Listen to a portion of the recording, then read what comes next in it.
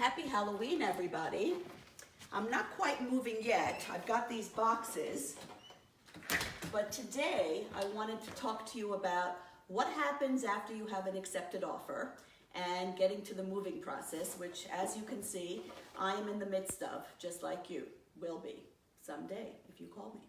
So basically, I've got a couple of interesting tips. I'm interviewing some movers. He may actually be walking in while we're doing this Facebook Live, which would be really interesting and to see the look on his face.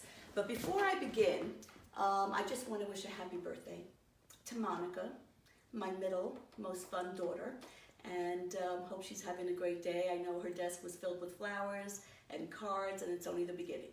But getting back to us. So we have it under contract, rider on the house. We have wonderful local buyers. I really am so happy that it's a young family, just like we were when we were here 30 years ago. And we're done with the inspection issues, and there are always issues. You know, it's like going to the doctor, I always say. He's gonna do a physical, and he's always gonna tell you you can lose some weight, exercise, and eat better, even if you're in optimal health. Same thing for your home. As much as we've taken care of our home, there are things that you don't know you have. Some people have with destroying insects, whether they're carpenter bees, carpenter ants, or termites, which we didn't have any, but if we did, I'd have to treat for it because those things are actually a mortgage issue, believe it or not. Then you have septic issues, not a full septic replacement, but we actually have to do a septic repair with one of the pipes, which, you know what? Let me quickly show it to you because it's outside. I'm gonna put these boxes down for a moment, but let me show you. We had the guys here yesterday working all day long, and because it's amongst the landscaping, they actually hand dug, not to destroy anything. So take a look at my beautiful septic. It actually looks like caution tape for Halloween, but that's the repair, and they are coming back tomorrow to complete it. The other issue we had, which I will share with you, is that we had a mold issue. So mold is a prevalent issue these days, and again, one that most people don't know that they have. A lot of mold is from condensation in the attic, and some of it could be from anything that has moisture. So for us, it was a corner of the garage, which I'm not going to go down there and show you. It's not very pretty, but it's right underneath where the kitchen pipes and the bathroom pipes meet. And they meet in the sewage line that goes outside the house. So any leaks that we may have had in the past from the washing machine, the faucet, or the kitchen sink, you know, basically were fixed. However, there was always condensation, and until they were fixed, they were locked between the sheetrock and the ceiling, thereby causing mold. So we had the sheetrock completely removed, and now it's exposed. I am interviewing 2-3 mold companies to see how they're going to handle it. They said it's not that bad. It's a one-day job, and then 3 days for the fan, and then I'm going to have my contractor back to put back the sheetrock in the ceiling. So those are the two issues we have, but there are some issues that people have in their homes that they know they have, but kind of ignored. So I always say you're either going to pay for it while you own the home, or you're going to pay for it on the back end. So inspection issues resolved, mortgage commitment obtained. We do have a closing date for about a month from now, so now it's time to get to the grunt work. So one of my tips is to go to your local liquor store. I happen to be very fortunate that I work right next door to a liquor store, and I actually sold the owner, the manager there, her home, so she has been giving me tips on moving. So these are really great. If you go to the liquor store and you get these boxes already with the inserts inside, they're not only good for packing up your bottles, and I hope my husband doesn't want to drink any of these till we move, but I'm going to start packing them. But they're also good for like the olive oil. They're good for some of the things in the kitchen because they kind of protect everything. I thought I would need 4. This morning while I was waiting for one of the moving guys, I already did 2 like instantaneously, so I probably need 8 more. Now I'm going to take you to the basement and really expose myself because it's a mess, but I want you to see that mess.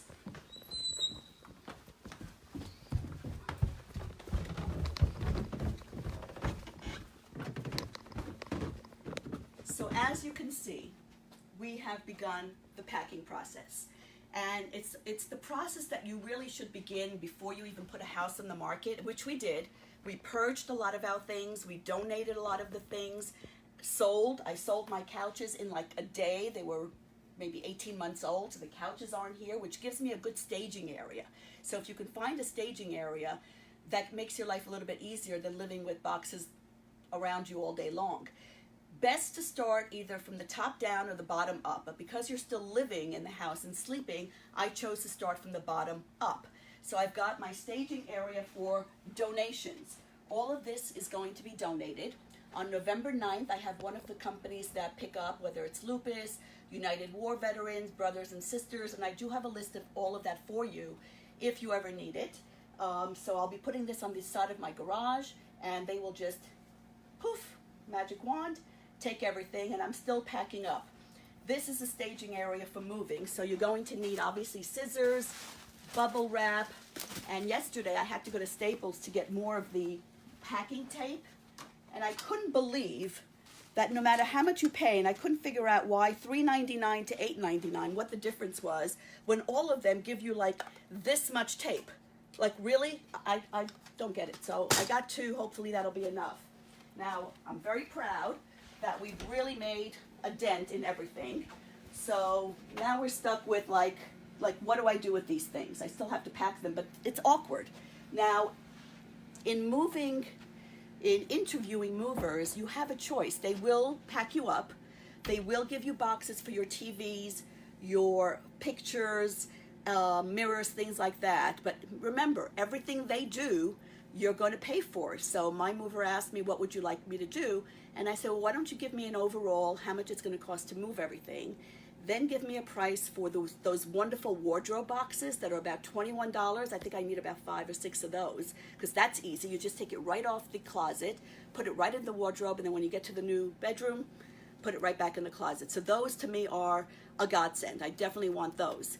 But I don't think I want them to pack for me, because it's time to really go through your life. I've been here 30 years. I'm going to be throwing out books, donating some clothes. So when somebody packs you, they just throw everything in, and they don't care what they're throwing in there. And then you're going to open it up and say, why did I pay to move this?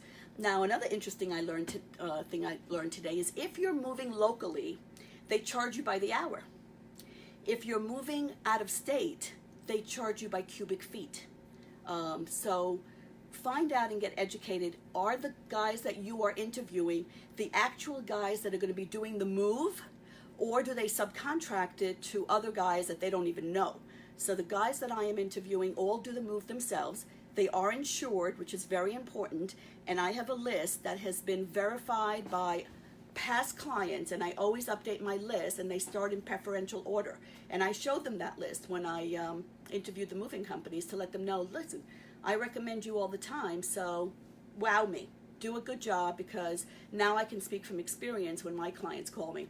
And ironically enough, just before this guy was leaving, he said, my next house is on Orchard, so can you just point me in the right direction? And I said, oh, 53 Orchard, Lola Harvey? I said, well, that's my client. We actually sold her house recently in 2 weeks ourselves. And I called Lola on the phone because the guy was following me to her house. And I told her, by the way, I'm hand delivering you the moving company. So she was thrilled that I was using the same company that she called as well. So those are my moving tips, inspection issues. Talk to you another time about getting closer to closing. Bye.